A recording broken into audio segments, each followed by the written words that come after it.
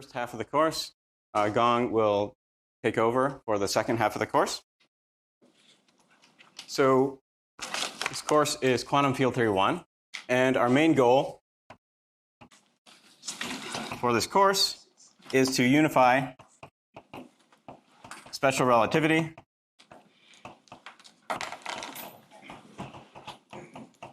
and quantum mechanics.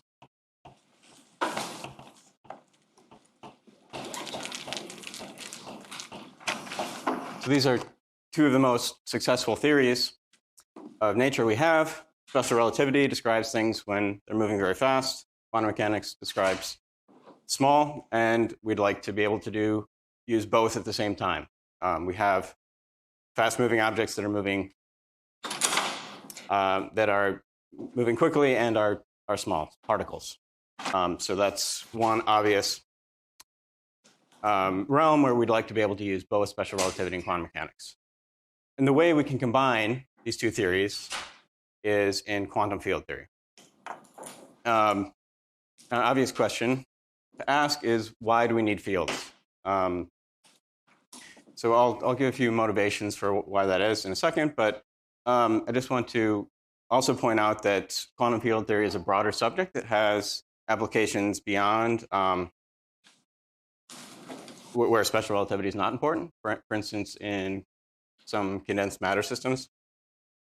So it's a broad subject. We'll be focusing more on the particle physics applications, but most of the techniques we'll be using and developing have broad applications in wide ranges of physics that you'll see some of those applications in future courses, like condensed matter course next month. Okay, so this is our goal, to combine these two theories. The claim is we need fields to do that. And let me just give you a few reasons why that's the case. So one of the simplest things we could try to do is we could try to take one of the simplest quantum mechanical systems we have, quantum mechanics of a single particle, and just make it special relativistic. So, and in tutorial, you'll try to do that tomorrow. So the basic assumption where special relativity will come in is we'll just assume that the Hamiltonian acting on a momentum eigenstate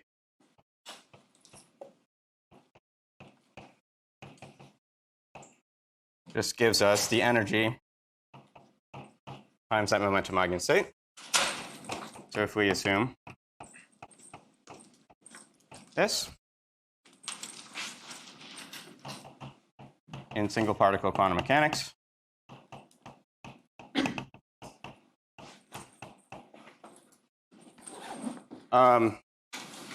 we'll find an inconsistency.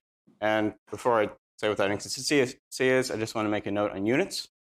So throughout the course, I'm going to use natural units.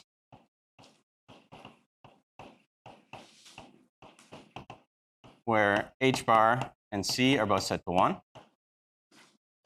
So that's why there are no factors of c in this equation. In these units, energy and momentum and mass all have the same units. If you prefer to use unnatural units instead, you can always restore these factors by doing dimensional analysis. For instance, energy as units of kilograms per meter times meter squared per second squared in kgs units. If we want to restore the units in this equation, we can just do that by noting that we're missing a factor of meter squared per second squared over here. So if we want to restore the c, we just do it in the familiar way.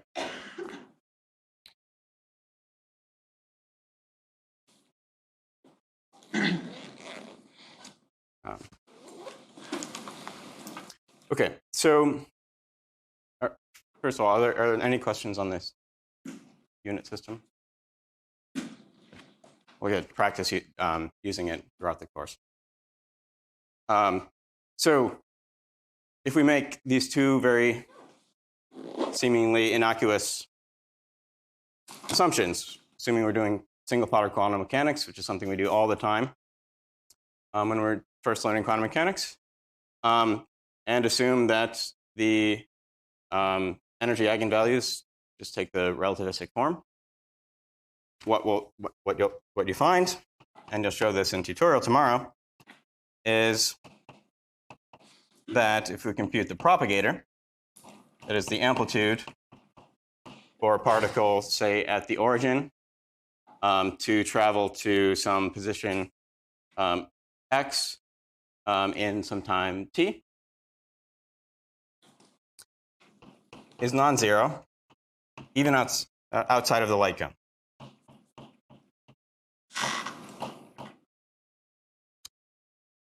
So this means that in single particle quantum mechanics, a particle can travel faster than the speed of light, which is a big problem if we believe that information can't travel faster than the speed of light. So you'll show this in tutorial tomorrow.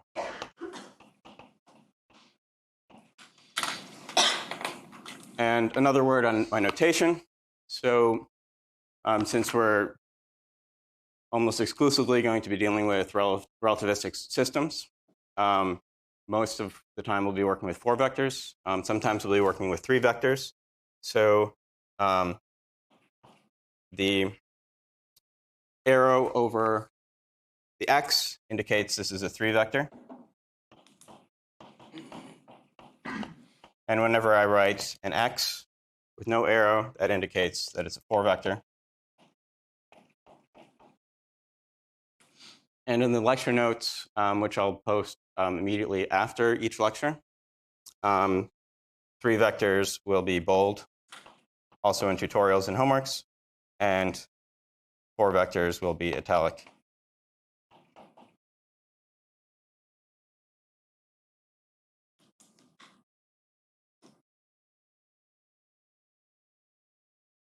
Okay, so this very simple attempt to unify special relativity and quantum mechanics doesn't work. It says that particles can travel faster than light.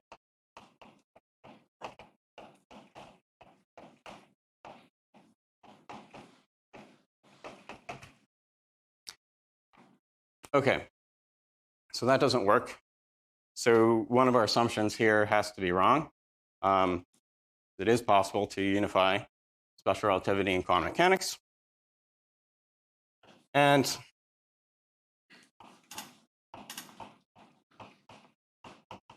the resolution involves particle number non-conservation.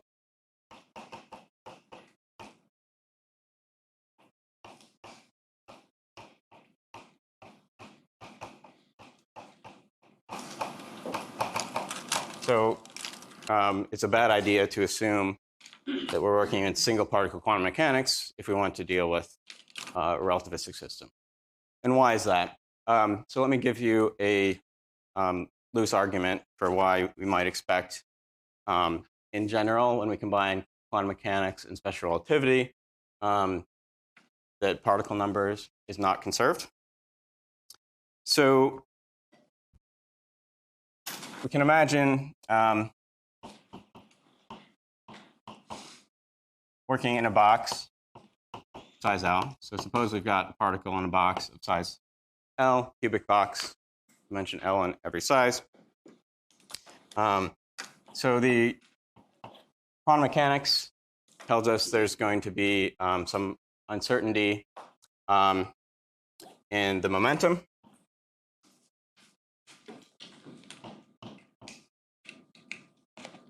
Because we know something about position. And, well, special relativity says that, remember we're using units where c is 1, that momentum and energy and mass are all more or less the same thing. So for a particle that's moving relativistically, the momentum is approximately the same as the energy. So the m squared term will be negligible. And energy can,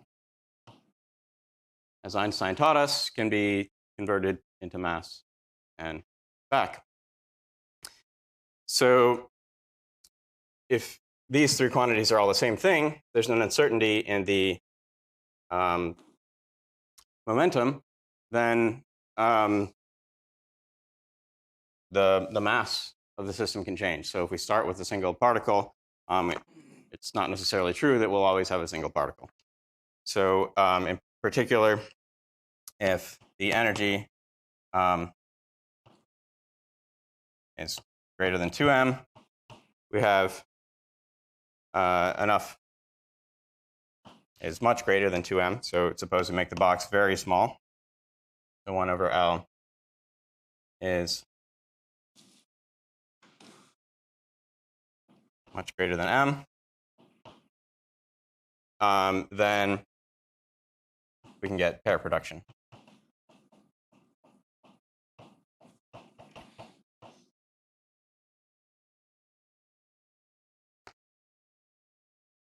So this has not been a very careful argument by any standard, but it just meant to suggest that pair production is a very generic phenomena once we combine special relativity and quantum mechanics.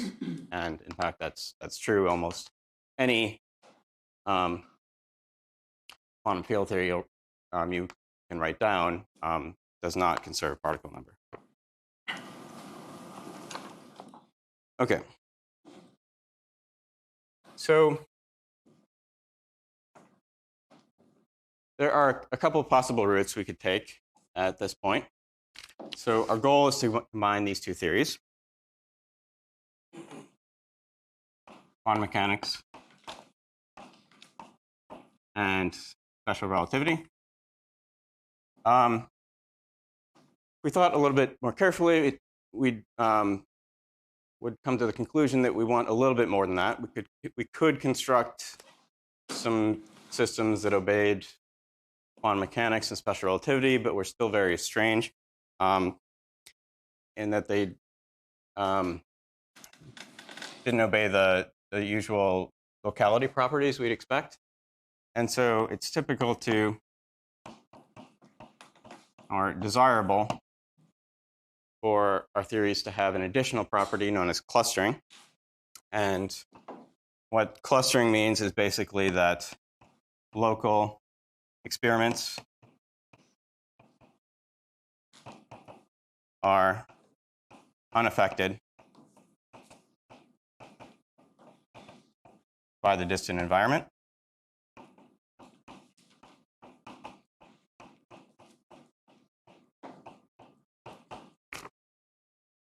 So what results we get for a measurement if we do an experiment here in Waterloo shouldn't depend on what's going on Alpha Centauri. That's not implied by quantum mechanics and special relativity, but it's certainly a property that we expect any reasonable physical theory to obey.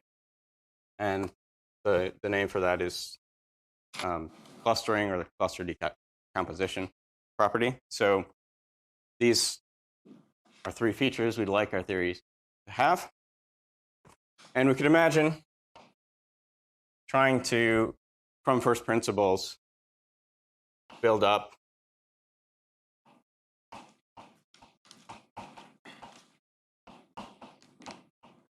a theory of quantum fields.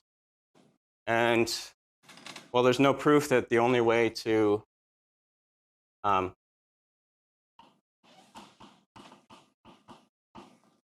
only theory that possesses these properties is quantum field theory. There are some arguments that suggest that it's pretty hard to get anything else. And I'm unaware of any other theories that possess these properties besides quantum field theory.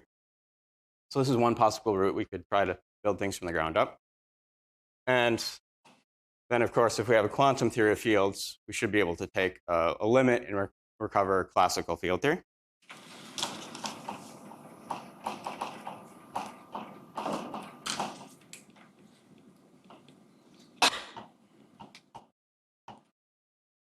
So this is one possible route. It's not the route we're going to take.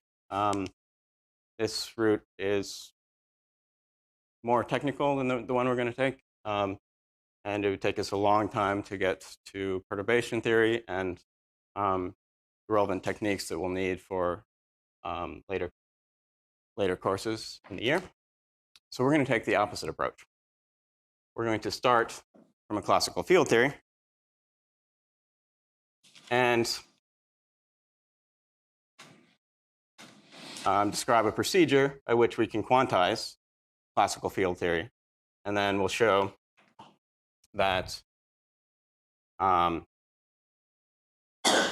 the quantum field theories we get satisfy these properties. So in this course, we're going to take the bottom row.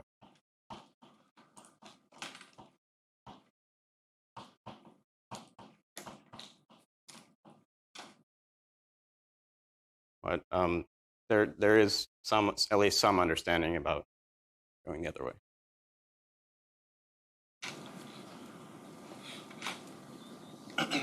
Okay.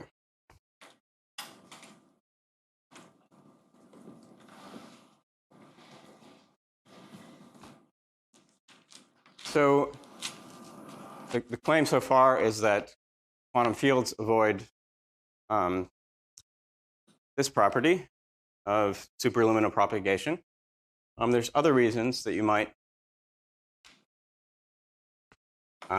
expect that we try to combine special relativity and quantum mechanics. We might want something like a field. And that reason is that, so in classical physics, for instance, classical electrodynamics, fields are introduced in order to avoid action at a distance. So the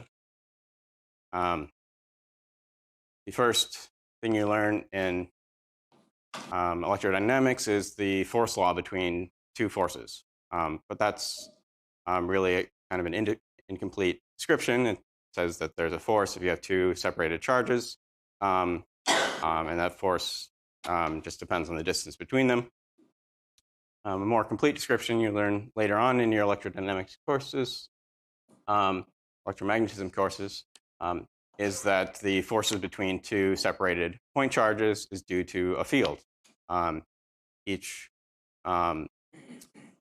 charge creates a field around it, and that field is what interacts with the other charge, creating the force between those point charges. So in that way, a field, the introduction of a field avoids action at a distance. The two separated charges don't instantaneously affect each other. They affect each other only through the intermediate field. And so the same sort of argument, we want to describe things locally.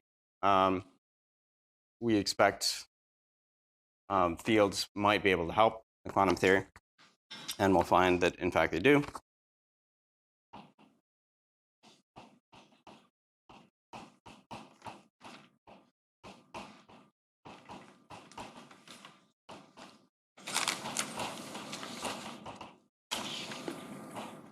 So in classical physics, to avoid action at a distance, we introduce fields.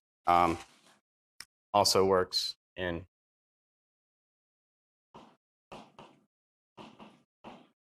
the quantum theory.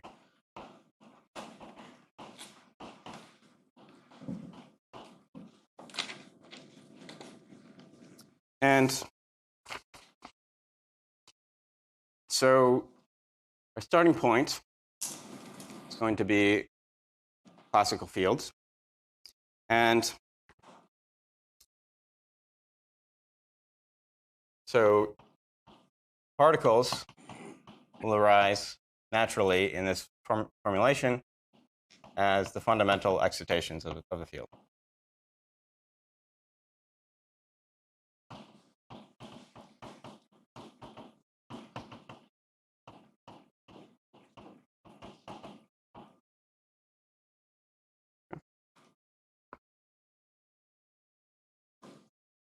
And quantum field theory explains a number of puzzles in ordinary quantum mechanics. So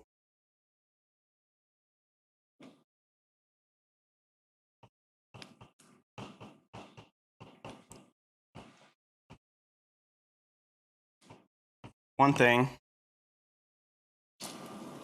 QFT explains is why identical particles are identical.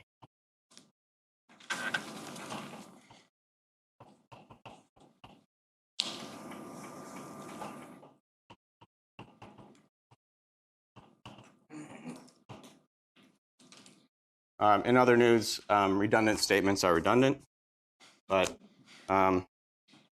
the meaning behind this statement here that identical particles are identical is in ordinary quantum mechanics or without quantum field theory, there's no reason why every single electron is exactly the same with exactly the same charge, exactly the same mass, exactly the same spin. But that question is answered by QFT. QFT says that all electrons in the universe, everywhere for all time, are excitations of a single field, the electron field. And so it gives an answer to this question that maybe occurred to you, maybe didn't, but why are identical particles identical?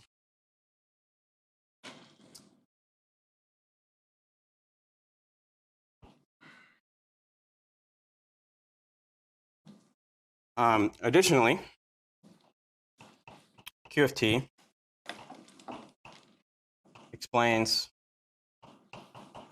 the existence of antimatter.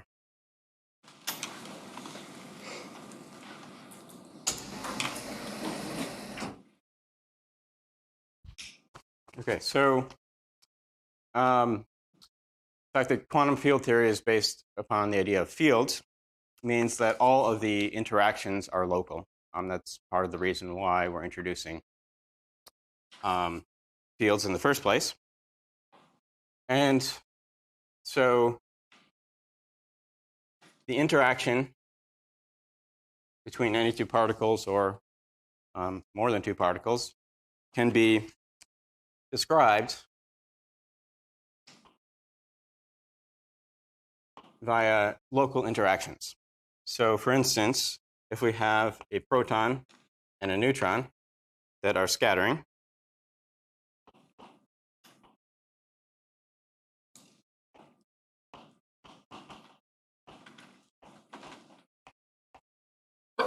and so here in this diagram, I'm drawing time going upwards and some spatial direction going sideways. This is our first example of a Feynman diagram that we'll discuss in much more detail later in the course. So quantum field theory says that if we have two particles that are interacting, like a proton and a neutron, those interactions occur via local interactions. So at some point in space, slightly redraw this. At some point in space-time, can describe or approximate this process via the emission of some particle that's emitted from this proton that changes into a neutron, goes over here, and is absorbed, converting this neutron into a proton. And you can say it's emitted at some space-time point x, absorbed at some space-time point y. So if it's emitted from x, proton has a positive charge, neutron has no charge, a neutral charge. So the particle emitted over here has to carry off the charge. We say this is some positively charged particle. We can call it a pi plus. And over here, it's absorbed, converting the neutral neutron into a positively charged proton. So that's some process that can contribute to proton-neutron scattering. But if our theory is relativistically invariant, then we know there's also, you can also describe this same process in a different frame.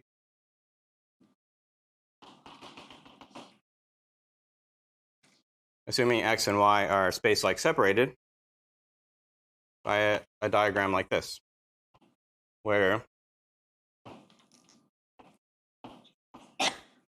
the first y occurs before x, and so the intermediate particle is emitted before it's absorbed. In that case, it's traveling in this way, and the flow of charge, this has to be a negatively charged particle in order to conserve charge at this vertex. So in that case, here we have a pi minus that's emitted from this vertex and travels over here and is absorbed to cancel off the positive charge of the proton. So basically, locality and special relativity tell us that we have to have two oppositely charged particles. If you want to be able to consistently describe this process via a local exchange in a way consistent with relativity. So antiparticles are really a necessary part of quantum field theory. Why do x and y have to be space-like separated? They don't have to be in general. So we'll consider, when we do this carefully, we'll see that there are different cases where they could be, we could have describe these interactions where the mediating particle interacts with two of the particles at some point x that's time-like separated for some point y. But we'll also see that we're forced to include cases where the mediating particle interacts at two space-like separated points. It's related, it's actually closely related to this fact that basically the propagator, single particle propagator, doesn't vanish outside the light cone. So almost the same calculation you'll do in single particle quantum mechanics in relativistic quantum mechanics in tutorial tomorrow will carry over to quantum field theory. There'll be one crucial difference, but it's still going to be the case that things can't, that particles will have, in a different sense than here,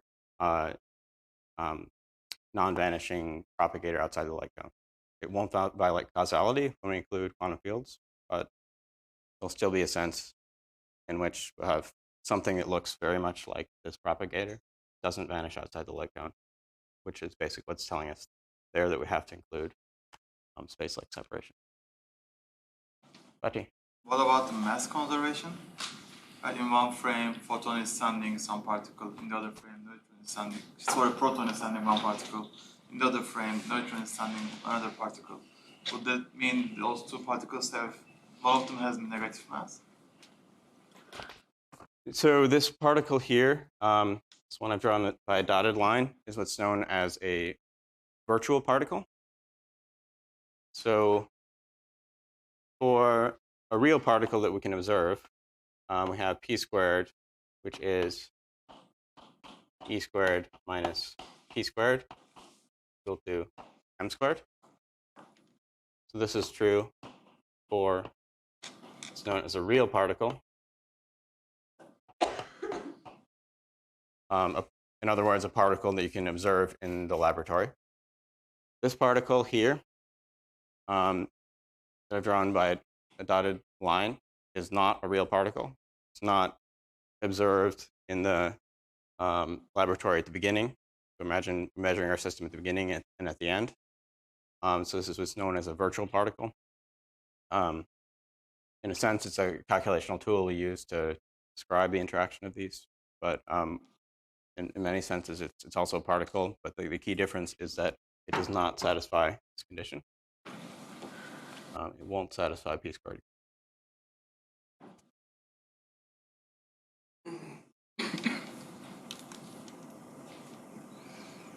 Yes?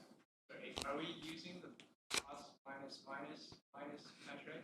Yes, I was planning to introduce that later, but now is as good a time as any to our convention. Let me write that somewhere else.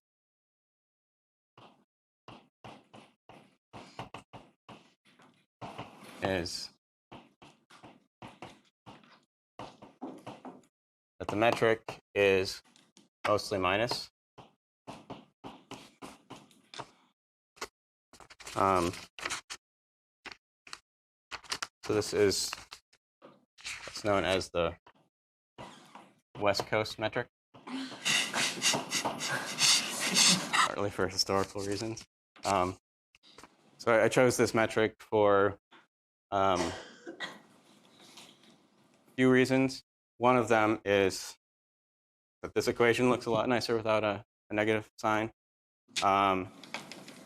Second is that the majority of the textbooks I recommended on the wiki use this convention, and it makes things slightly simpler for what we're going to do in this course. In QFT2, we'll switch and use the other metric, which is by far the superior choice when you're doing well, the topics we'll do in that course. I'll say a little bit more about that later.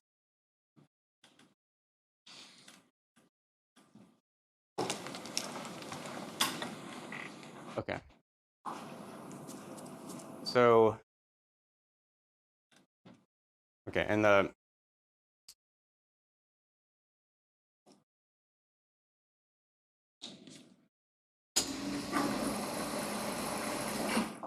QFT also explains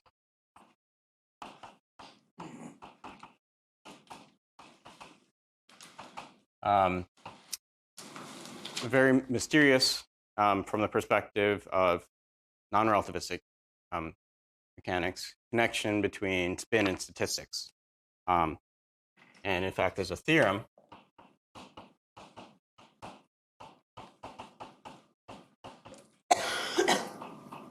called the spin statistics theorem, which says that integer spin particles must have Bose-Einstein statistics and half integer spin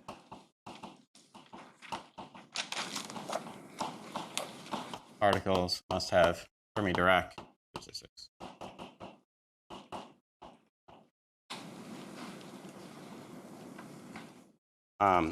So I won't say much about this in my half of the course, but Gong will say a little bit more about spin statistics theorem in her part of the course.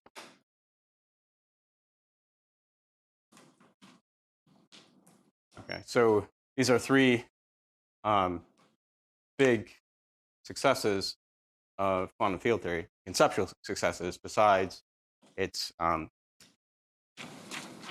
innumerable and unprecedented, really in the history of human science, experimental successes. So besides these reasons that are conceptual triumphs of quantum field theory, some quantum field theories, such as quantum electrodynamics, which we'll learn more about in this course, have been tested to unprecedented accuracy, better than 1 part in 10 to the 10. So no other theories in the history of human thought have been tested as accurately as quantum field theory. Some particular quantum field theories. Okay. So given that we want to study quantum field theory, and our approach is going to be to start from a classical field theory, you can imagine at least 2 possible approaches.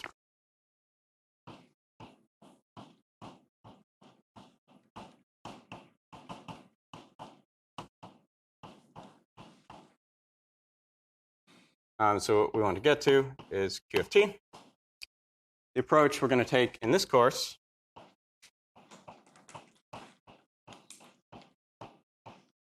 is called canonical quantization.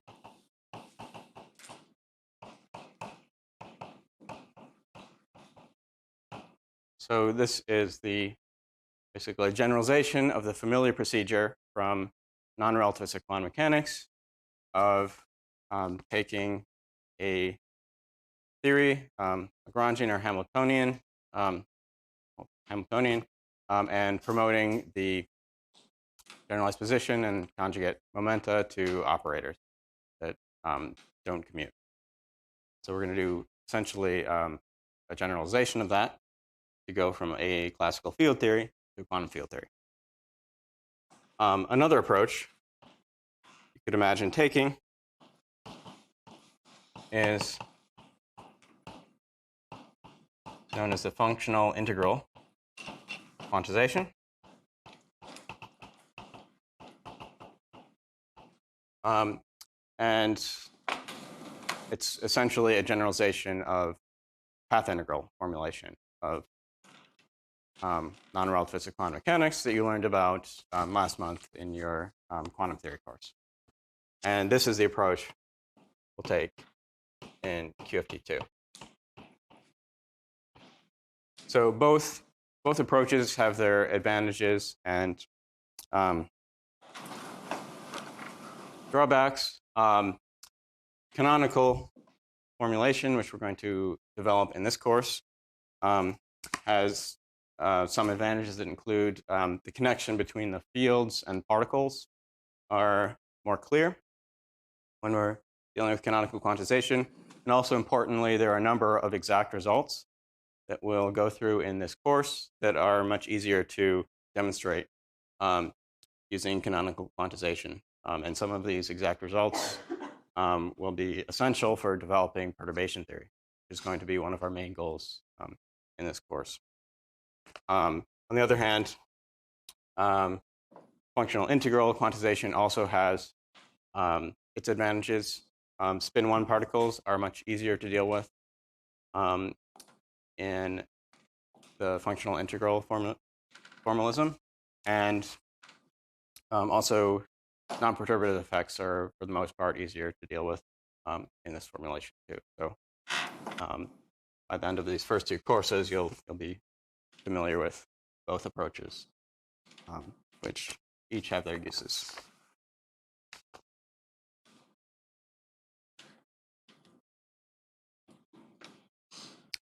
Okay. So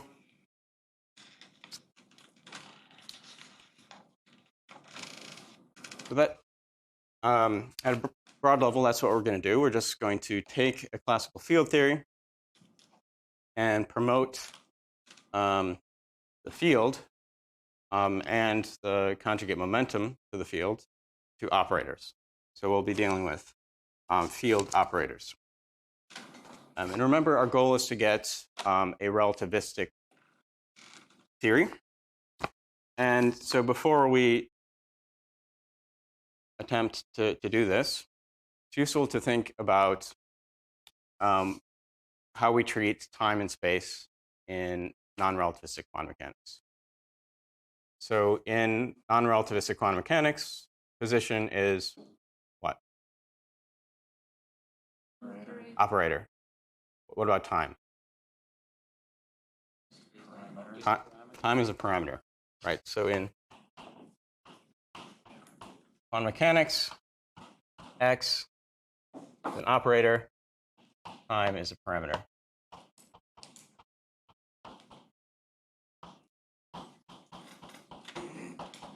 So they're treated very asymmetrically. And this seems like a very terrible idea to treat them asymmetrically if we're trying to develop a relativistic theory that treats time and space the same.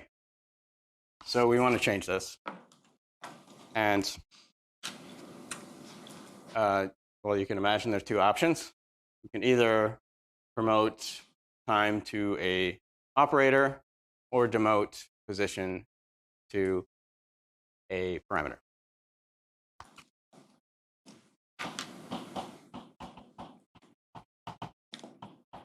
So first option, so we can promote time to a parameter.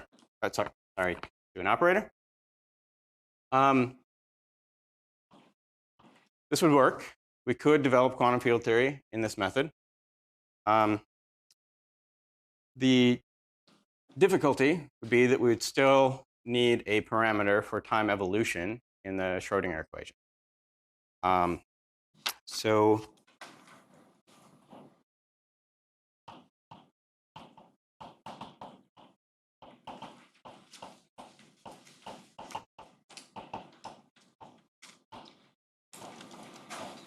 well, we could get around this difficulty because there's not a unique single notion of time in special relativity. So we could choose one version of time to be our parameter. And so we could use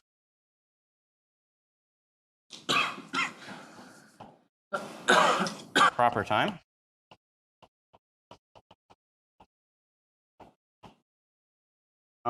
And that would work.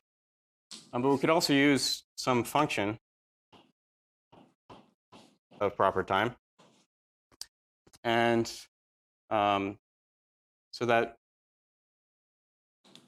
I'll come back to that. So we could do that, and then we would have an operator that we could position in time operators that we could combine into a 4-vector. Like this. They're functions of proper time. And we could add a parameter if we wanted, since we already have operators that depend on some parameter. If we add an extra parameter that corresponds to length, then basically this is the starting point for string theory.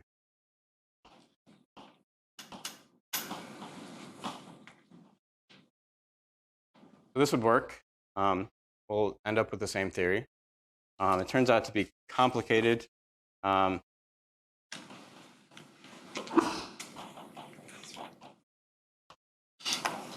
Because we could also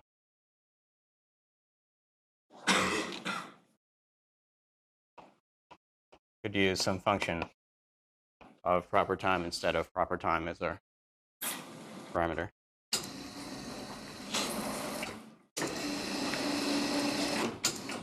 So we're not going to take this approach, although you will see some version of this later in the year if you do take the string theory course. We're going to take the opposite approach. And instead of promoting time to an operator, we're going to demote position to a parameter.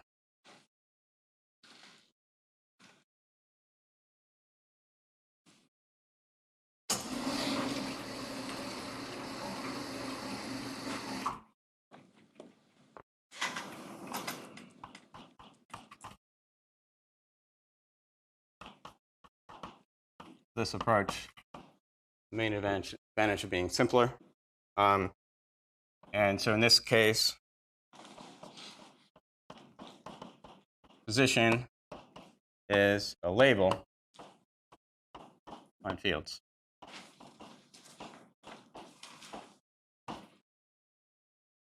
And I won't discuss any version of a position operator. You won't really need it. So position is going to take a very different role from what you're used to. And quantum mechanics is just going to be a label on fields.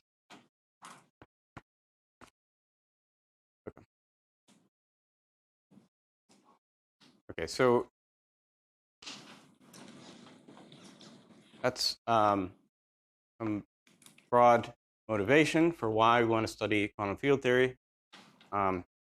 And a few of the things we'll learn at a high level from studying quantum field theory. So I want to get a little bit more concrete about where we're going over the next few weeks. So our biggest goal is to unify special relativity and quantum mechanics, and we'll do that. A more concrete goal that will be the subject of a large fraction of the course is to learn how to calculate observables using perturbation theory. So, or basically the quantities of interest in quantum field theory.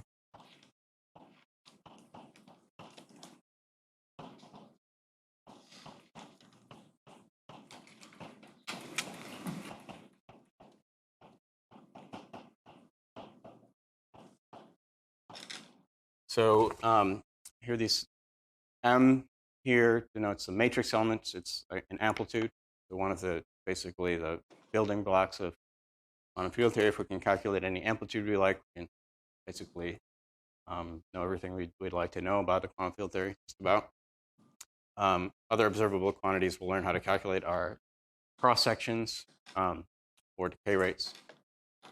The cross section is the relevant observable quantity if we're interested in scattering, or the decay rate if we have an unstable particle, calculate its lifetime.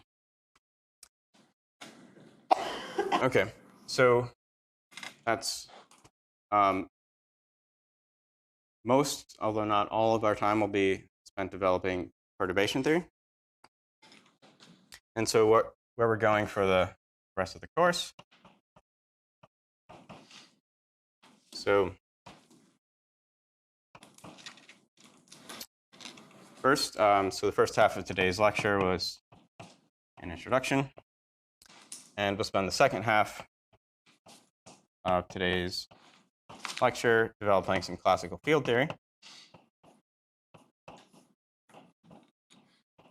So you've seen some classical field theory in the front end. We'll have a lightning review, and then we'll solve a particular theory that will be of interest later in the course. Tomorrow,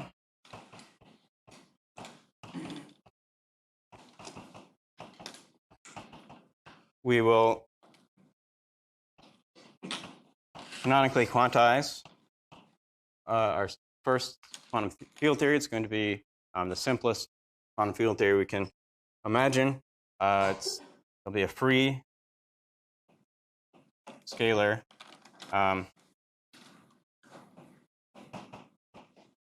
field, a spin zero particle with no interactions. And even for this very simple field theory, we'll run into some surprises. Then on Thursday,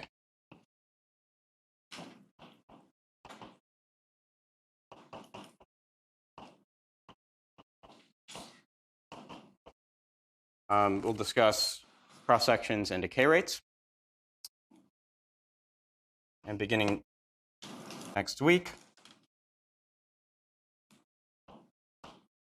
we'll learn how to calculate this amplitude. It will take us a few lectures. So the first thing we'll do is on Monday next week, we'll discuss the Lehman, Szymanczyk,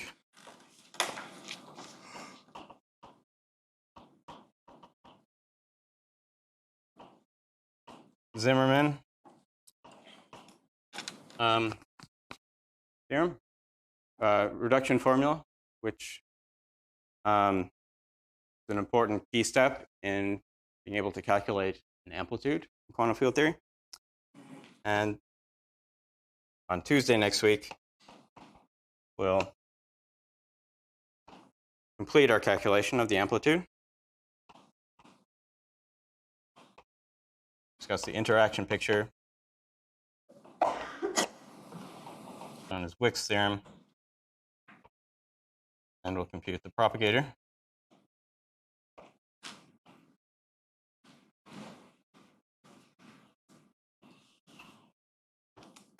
And Thursday next week,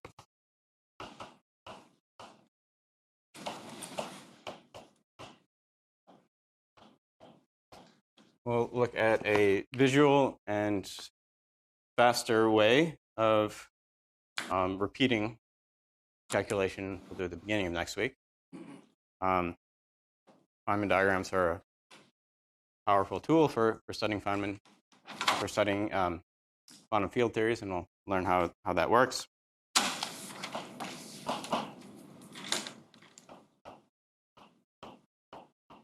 And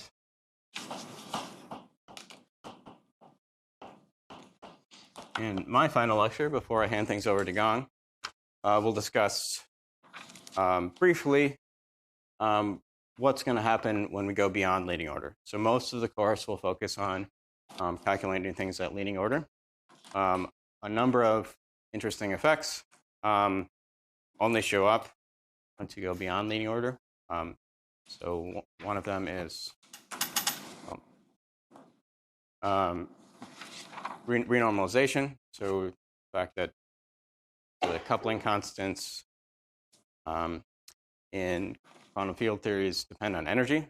So that's a very important effect that we'll see a little bit of in my final lecture and in the statistical mechanics course in QFT2. We'll go into a lot more detail about what happens beyond leading order.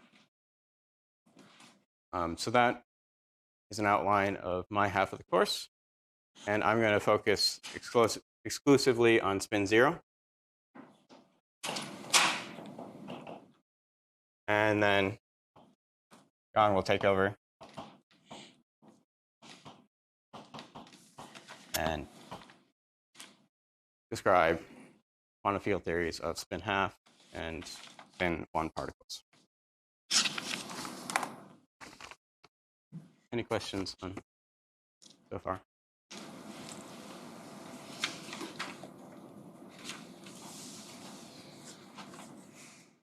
Okay, so in the second part of lecture, I'll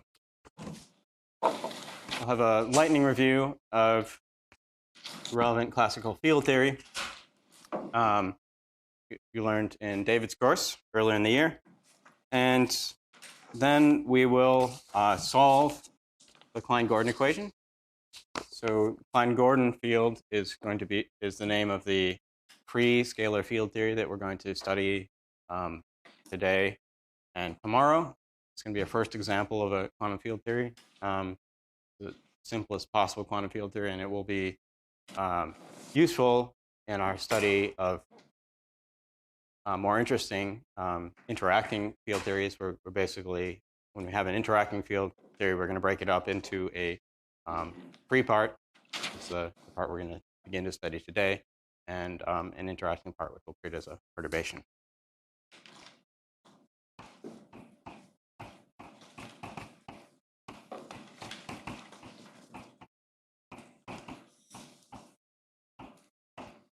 So most of what we need from classical field theory, and it's not going to be a lot, we can remember just by thinking about either thinking about an analogy or thinking about quantum field theory as a limit of multi-particle classical mechanics. So our basic object of study is going to be a scalar field, which is a function of space-time. Sometimes we'll be able to treat all of the 4 coordinates together. Other times it'll be useful to break out time separately. So these mean the same thing. Again, the no vector symbol on top means it's a 4 vector. And so we can think of the 4 space-time coordinates as labels. Remember our approach to quantum field theory. Position is a label, not an operator. And so in that sense, a quantum field, or a classical field, is just an object that takes a value at every point in space and time. So we can think about it as a either a continuum limit or just by an analogy. So in classical particle mechanics, we could have some finite number of generalized coordinates.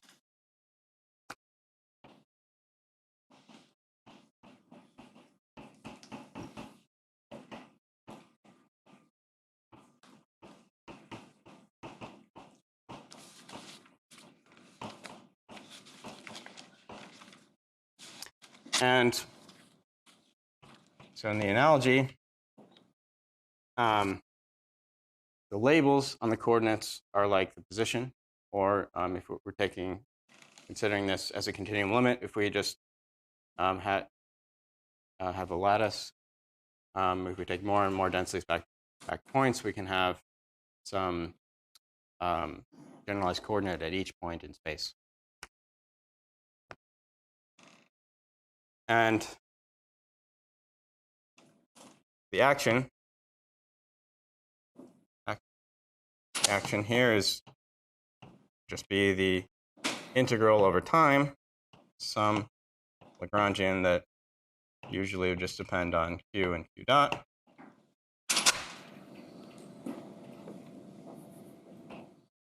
The analogous or continuum limit of that for here, some Lagrangian density, depends on the field. And the first derivative of the field, we want to have 4 derivatives instead of just the time derivative if we want to have any hope of constructing a Lorentz invariant theory.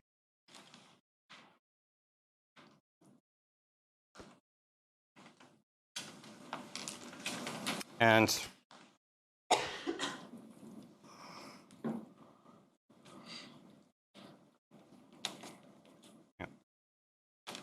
so since we're going to canonically quantize our theory, basically what we need to do is promote the field and its conjugate momentum to operators. Particle mechanics, the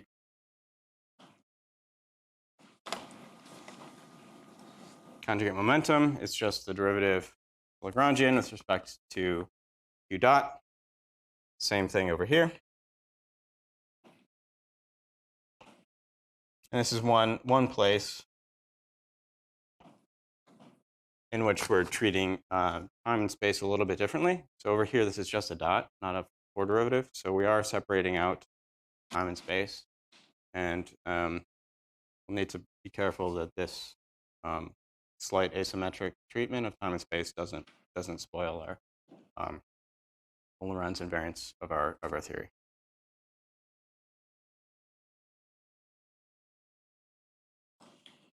And other quantities can be constructed just exactly as you would expect them. Remembering just to think about position as a label based on this analogy. Okay.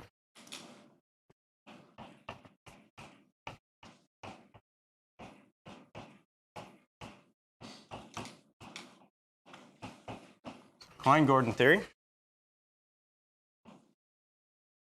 going to be one of our main objects of study over the next several days. So Klein-Gordon theory is just another name for free scalar field theory.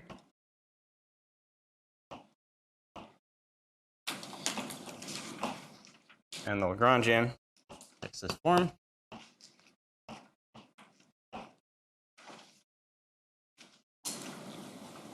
Okay. And since we're eventually going to be quantizing this theory, it'll be useful to compute the momentum and Hamiltonian. So to compute the momentum, it's just the derivative with respect to phi dot. Remembering we're using the West Coast metric, so this is 1/2 phi dot squared minus 1/2 free grad phi squared minus 1/2 m squared phi squared. And so phi is just partial derivative L with respect to phi dot, which is just phi dot.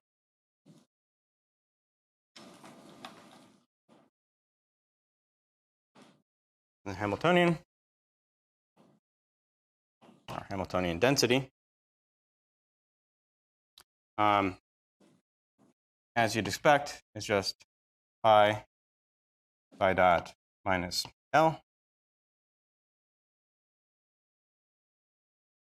which is, so phi dot is pi, so this is pi squared minus 1/2 pi squared plus 1/2 grad phi squared plus 1/2 m squared phi squared. These combine to give us 1/2 pi squared.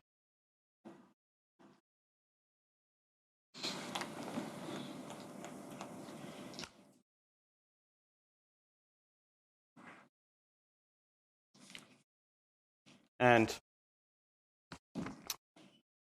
the last bit of classical field theory we'll need is the equation of motion, or Euler-Lagrange equation. And that takes the form LD phi minus the derivative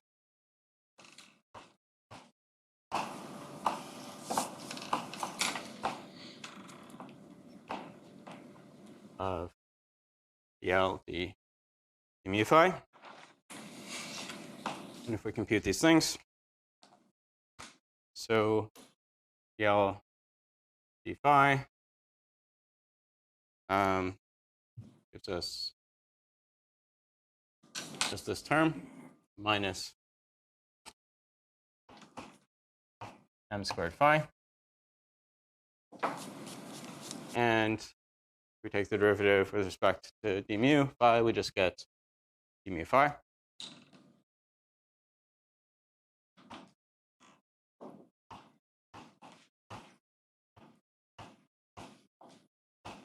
So that's our Euler-Lagrange equation. And we can rewrite it in a slightly nicer form.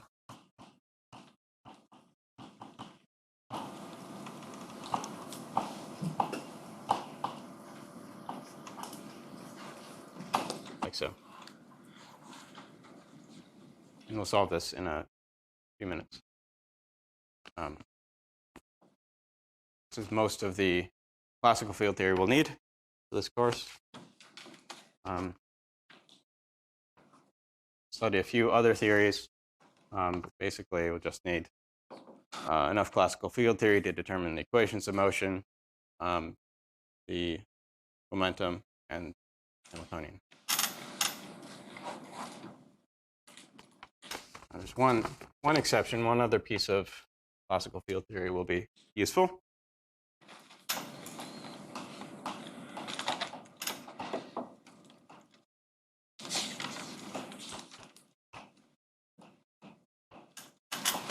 And that's Noether's theorem. This is the subject of first homework, so be sure to get that in on time if you haven't looked at that yet. I'm going to use a slightly different version of Noether's theorem than David did. They're equivalent, as you'll show in the homework. So Noether's theorem basically says that for every continuous symmetry,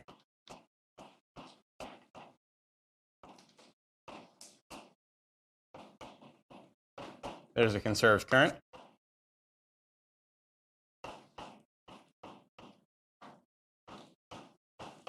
And if there's a conserved current, there's also a conserved charge.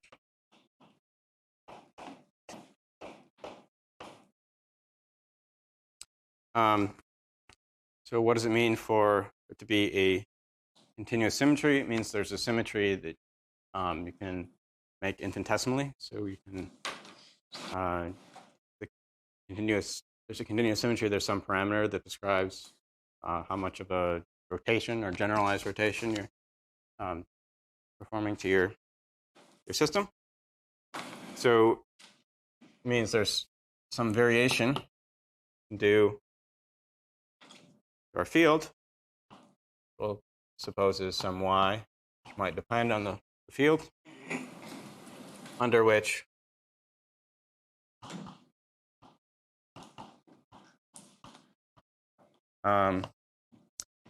the Lagrangian changes only up to a total derivative.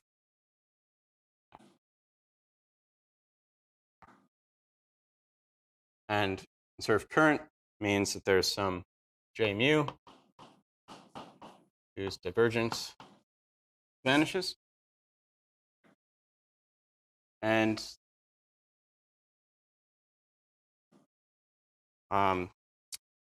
Noether's theorem not only tells you that there is a conserved current, it gives you a formula for the current.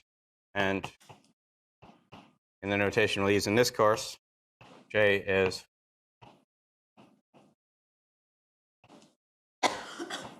given by this.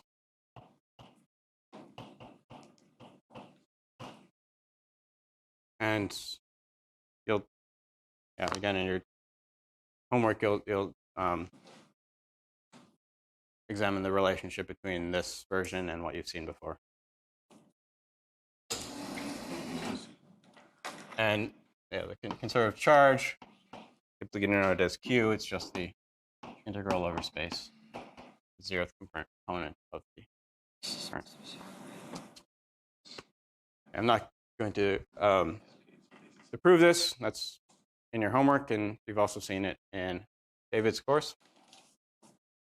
But we will be using this result at times throughout this course. And you may be wondering why we're justified in doing that. After all, this is a classical result.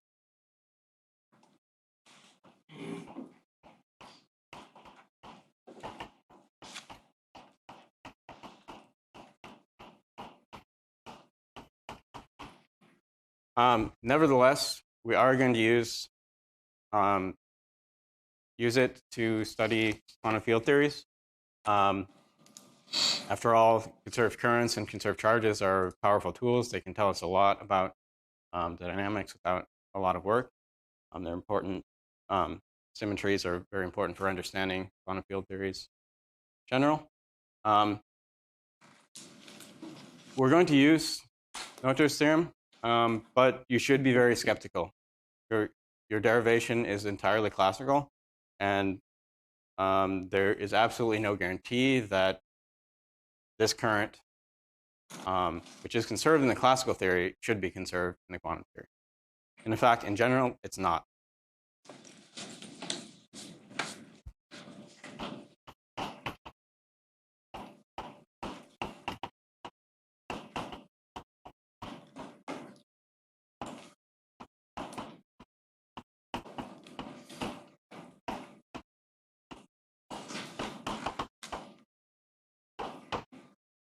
So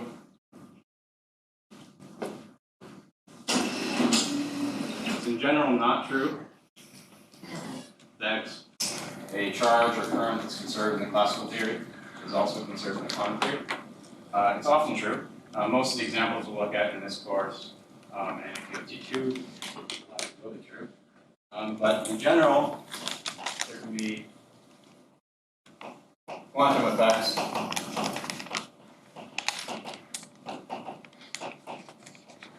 that spoil classical symmetries,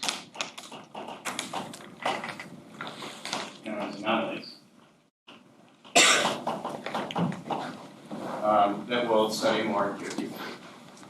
So I'm not going to give you make wrong statements in this course or in QFT2, but we will defer the justification for which currents or charges are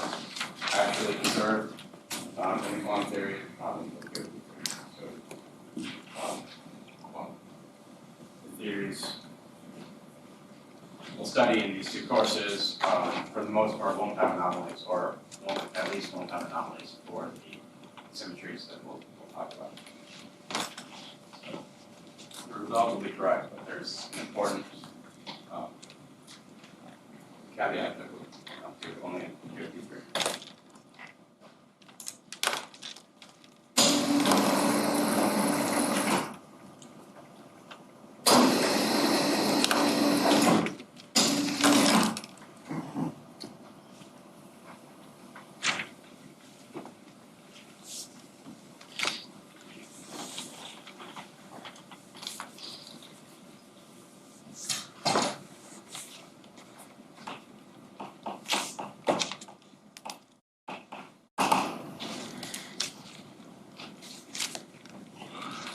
Any questions on the statement? Others?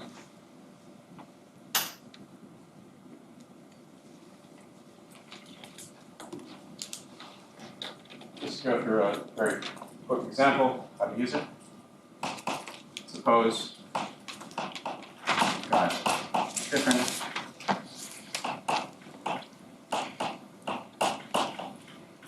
field theory.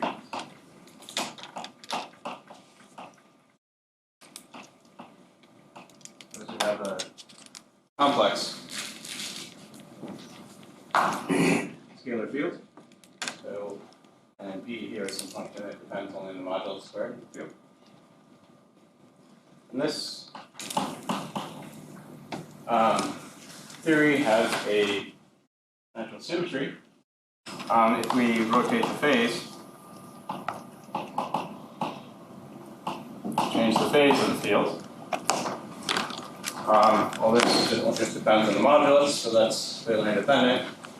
This term will take up e to the I theta, but phi star, this conjugate should pick up the opposite phase, and so theory should be there. This is symmetry. So U1 symmetry, we're calling Hibbe's force. And to use Noether's theorem in the form that I've given it, we need the infinitesimal symmetries. So the infinitesimal version of these two equations are d phi is I theta phi, and d phi star is minus I theta. And as I just argued, the Lagrangian is inverse. So F is. And so we can just read off and conserve current.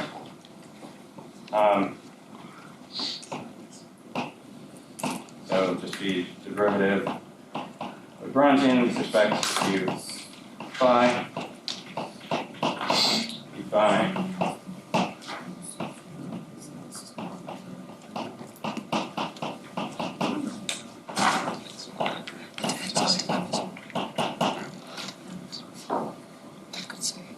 So consider both of our variations. So we get two terms here. And each of these derivatives we can evaluate very simply. I theta phi is d phi. So this derivative just gives us d mu and phi star. And same thing over here. Signs flipped. And because theta is arbitrary, we can get rid of that. Also get rid of the I, it's constant. If constant times current is conserved, get rid of the constant, also conserved. So we can also just write it as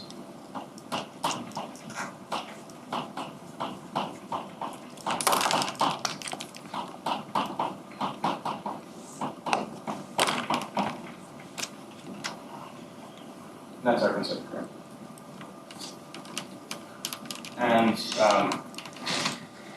this is, in a sense, the second simplest field theory, at least if we choose a simple form of V. Complex field, we'll study that more later. The conserved charge associated with this symmetry has a couple of interpretations that we'll discuss more. The particle number or electric charge. We'll come back to that.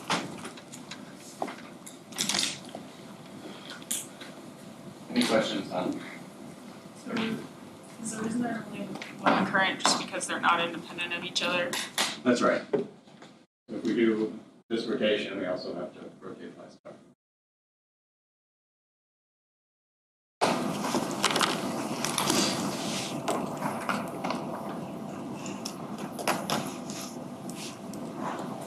If there's one current associated with each symmetry, it doesn't matter how many fields there are. We'll look at examples later in the year where we've got say 5 different fields that all transform in their own ways under a single symmetry. And there's just one current then that depends on all those fields.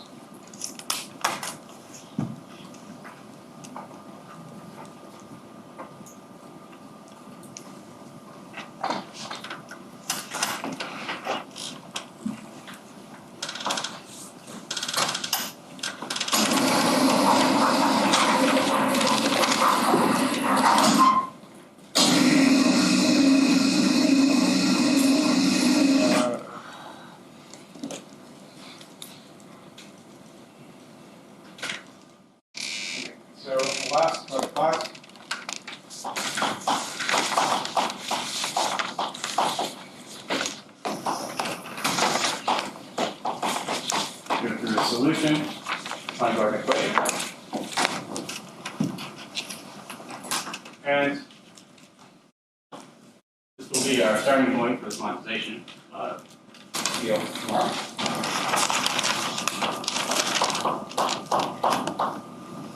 And so, first thing we can do is we can take a three-dimensional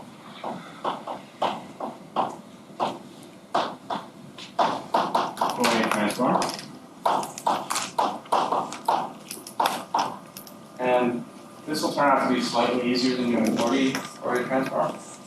If you're curious about why, I suggest you try it the other way. It's not that much harder, but it takes a little bit of work doing it this way.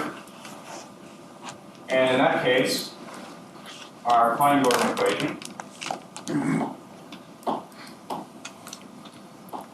becomes, we had a time derivative squared term, had a gradient squared term, becomes a 2 squared. Also had m squared. Back. 0. And we can read off the solution for this. This is just a bunch of unsettled first order differential equations. That we can, by inspection, read off the solution here.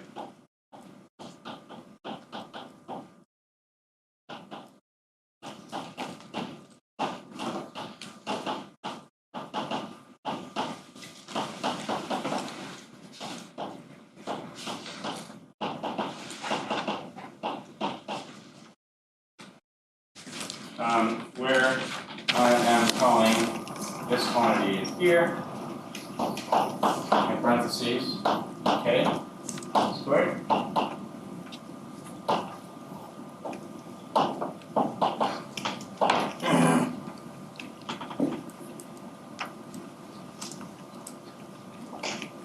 This is the solution to this equation, which is just a triangular equation written in Fourier space. We want a Klein-Gordon field to be real. Then we have an additional constraint. Okay.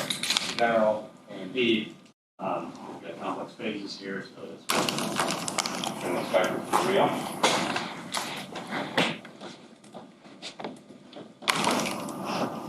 If we want it to be real, then all phi star is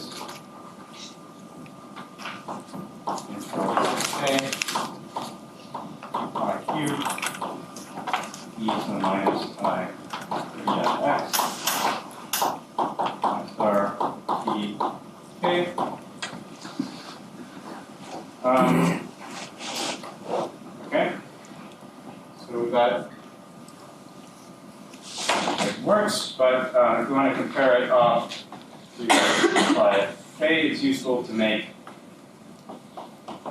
change of variables K plus or minus K. So we can compare phi star of,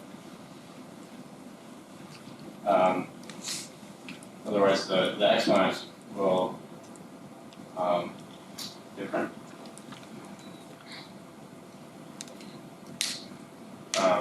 In phi we have the positive exponent here.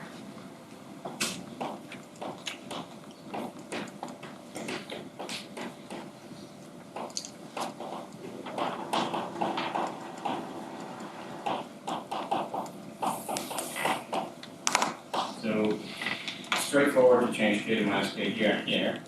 What about the measure? So we change K to minus K. We pick up a minus sign for each of the directions, but we also pick up an extra minus sign for flipping the integration.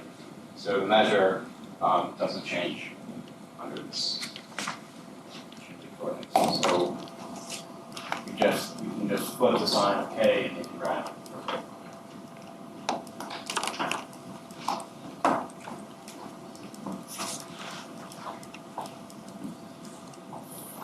Then phi equals phi star alpha phi e k equals phi star e minus k. So as we compare phi star, the only difference is in the grand on the hat phi. Fourier transform by dk by star.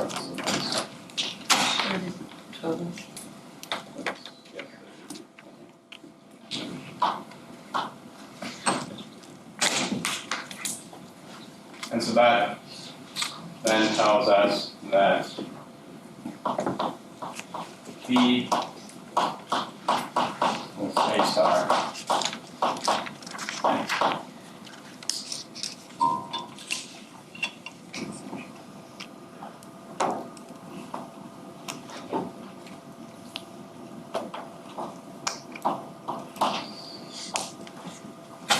And so, solution,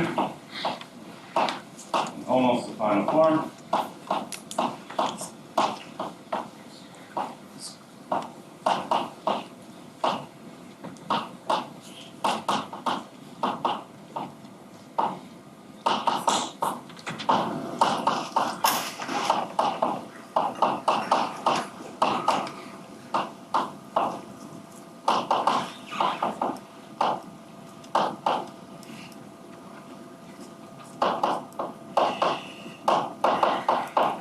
Like this.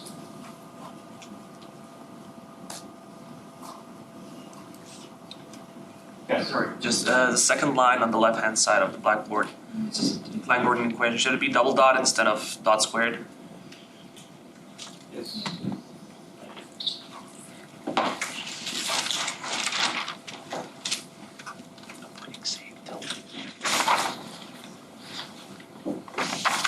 Yes, this is the recipe.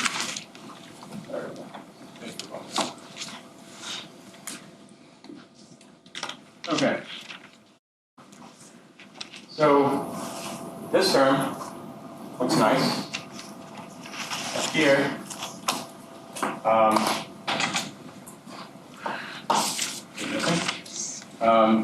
this looks like the exponential of the 4 vector. Write this as e to the I k dot x. K is a 4 vector.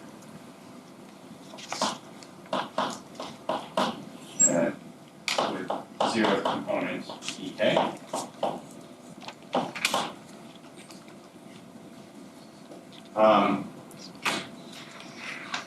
This term, we have positive signs in both terms. So it doesn't nicely combine into a 4 vector in the way we've written it. But we can do this k goes to minus k trick before. So if we take k goes to minus k here, as before, the measure doesn't change. It's an even number of minus signs, so we can just, in the even range, put k to minus k. And then this term can also be written in the 4 as a 4 vector. So product of 4 vectors. And so this will be our final form for today, and we'll manipulate it a little bit more tomorrow. So we see here as that solution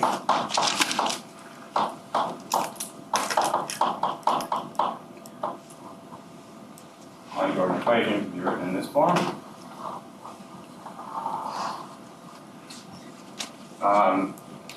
With product of 4 vectors in the exponent. Turns out this is not the best normalization of our solution, so we'll change our normalization of this error. But apart from that, this will be the form of this solution that we're going to use to quantize the theory. So what we're going to do tomorrow, we're going to quantize our field operators. And that's going to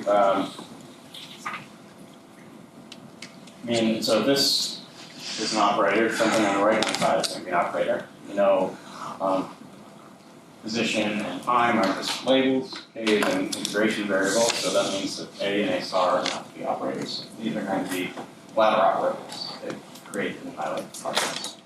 So we'll see how that works.